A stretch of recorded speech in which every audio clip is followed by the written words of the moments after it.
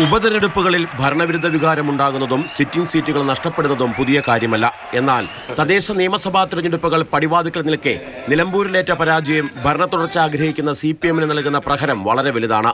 തൃക്കാക്കര, പുതുപ്പള്ളി, പാലക്കാട് എന്നീ ഉപതെരഞ്ഞെടുപ്പുകളിൽ പരാജയപ്പെട്ടതുപോലെയല്ല സിറ്റിംഗ് സീറ്റിലെ തോൽവി. മാത്രമല്ല, ഭരണവിരുദ്ധ വികാരം ഭിന്നിച്ചു പോകാനുള്ള എല്ലാ സാഹചര്യവും നിലമ്പൂരുണ്ടായിരുന്നു. ഇത് മനസ്സിലാക്കി പാർട്ടി സെക്രട്ടേറിയറ്റ് അംഗത്തെ തന്നെ മത്സരിപ്പിച്ചു. രാഷ്ട്രീയ പോരാട്ടം നടത്തിയെന്ന് CPM അവകാശപ്പെടുമ്പോഴും പാർട്ടി വോട്ടുകൾ പോലും നഷ്ടപ്പെട്ടു എന്നതാണ് ഗുരുതരമായ അവസ്ഥ. നിലമ്പൂര് CPM ഇടതുപക്ഷവും തുടർച്ചയായി ജയിച്ചു വരുന്ന ഒരു നിയോജകമണ്ഡലമല്ല. ഇടതുപക്ഷത്തിന്റെ സ്വാധീനത്തെ നിലനിർത്താൻ തന്നെ ഞങ്ങൾക്ക് സാധിച്ചിട്ടുണ്ട്. അതിൽ ഭയപ്പെട്ടാണ് എങ്ങനെയെങ്കിലും ജയിക്കുക എന്നൊരു തന്ത്രം UDF ഇവിടെ പ്രയോഗിച്ചത്.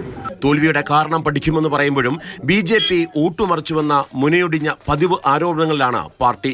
എല്ലാ വർഗീയ ശക്തികളെയും ഒന്നിച്ചു നിർത്തി കള്ളപ്രചാരണങ്ങൾ നടത്തി ഇടതുപക്ഷ ജനാധിപത്യ മുന്നണിയെ ആക്രമിക്കുന്നതിന് വേണ്ടിയുള്ള ശ്രമമാണ് അവർ നടത്തിയിരുന്നത്.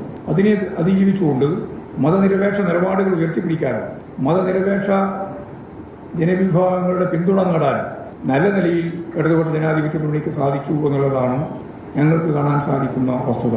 പാർട്ടി അടിത്തറ ശക്തമാണെന്നും UDF-ന് വോട്ട് കൂടിയില്ലെന്നും പറഞ്ഞ് സ്വയം ആശ്വസിക്കുന്ന പാർട്ടി സെക്രട്ടറിയുടെ നിലപാടിന് CPM നേതൃത്വത്തിൽ വലിയ പിന്തുണയുണ്ടാവില്ല.